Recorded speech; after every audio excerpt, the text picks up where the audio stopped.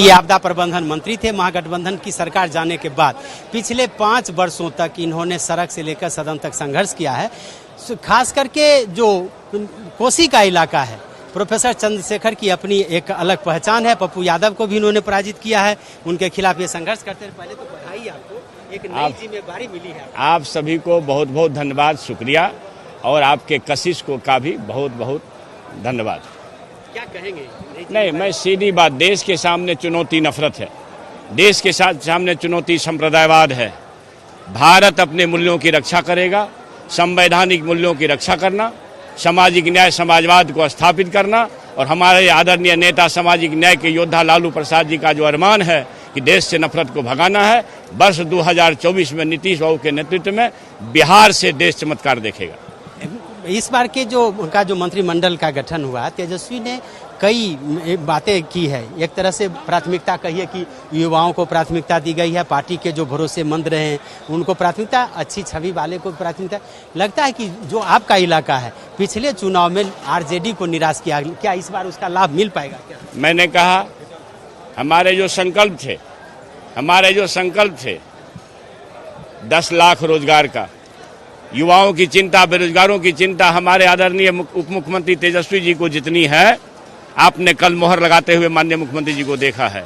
10 लाख के बदले 20 लाख रोजगार की बात कहे हैं, 10 लाख नौकरी कहे हैं और रोजगार और नौकरी कहे हैं। मेरा ये कहना है कि असली चुनौतियां देश के सामने संप्रदायवाद है, नफरत है, उसको मोहब्बत में बदलना, सामाजिक न्याय को स्थापित करना, संवैधानिक मूल्यों की रक्षा और बाबा साहब अम्बेडकर के अरमान को पूरा करना। मैंने फिर कह रहा हूं, 2024 में मगध और बिहार की धरती चक्रवर्ती सम्राटों की धरती रही है। एक चक्रवर्ती सम्राट बिहार से चलेगा, देश को चमत्कार दिखाएगा, वो नीतीश बाबू होंगे। धन्यवाद। तो आपने प्रोफेसर चंद्रशेखर को सुना। हमारे साथ हैं आलोक मेहता जी, आरजेडी के प्रधान महासचिव भी हैं, नीतीश के काफी, तेजस्वी के काफी करीब भी हैं, और पहले भी मंत्री रह चुके हैं, सहकारिता मंत्री के रूप में इन्होंने अच्छा काम किया, सांसद रह चुके हैं। आलोक जी, एक नई जिम्मेदारी, पहले संगठन का, अब सरकार की जिम्मेदारी, क्या कहेंगे? पहले तो बधाई आपको। ये धन्यवाद। सबसे पहले आभार हमारे नेता माननीय लालू प्रसाद जी, माननीय तेजस्वी प्रसाद यादव जी और बिहार के मुख्यमंत्री माननीय नीतीश कुमार जी, सबका, और उससे भी ज़्यादा बिहार की जनता का, जिन्होंने हम पर विश्वास जताया और जिनके मतलब मन को समझकर ये महागठबंधन बना। तो मैं उस महान जनता को नमन करता हूं, और मैं समझता हूं कि चुनौतियों से भरी यह राहें जिन लोगों ने दी है, उन लोगों ने गलत ढंग से पूरे देश को गवर्न करने का एक प्रयास जो पिछले 6 वर्षों से 7 वर्षों से करने का जो प्रयास चल रहा है, उसके विरुद्ध हम एक उदाहरण पेश करेंगे कि गवर्नेंस वो नहीं होता, गवर्नेंस कुछ और होता है।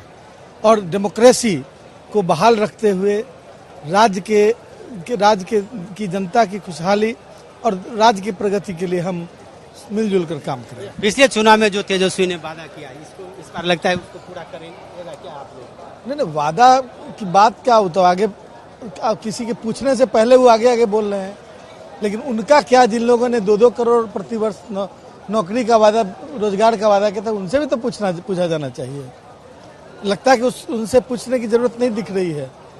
देश में बेरोजगारी सबसे बड़ी समस्या के रूप में उभर रही है, यह सिर्फ बिहार की समस्या नहीं है। तो जो तरीका है कि रोजगार खत्म किए जा रहे हैं, पब्लिक सेक्टर को हटाया जा रहा है, जहां पर रोजगार के अवसर मिलते थे, और प्राइवेट सेक्टर में जो स्थिति है बद से बदतर है, तो ये तमाम चीजें समाप्त हो रही हैं, देश को बेचने की कोशिश हो रही है। इनके विरुद्ध एक मॉडल जो खड़ा हो सकता है बिहार में खड़ा किया जाए। धन्यवाद। तो ये है आलोक मेहता, इन्होंने कहा है कि पूरे देश में एक नया मॉडल बनाया जाएगा बीजेपी के खिलाफ, और आगे जो रणनीति है उस रणनीति को पूरी तरह से पूरा करने की कोशिश की जाएगी। कैमरामैन सुनील के साथ अशोक मिश्र, कशिश न्यूज, पटना।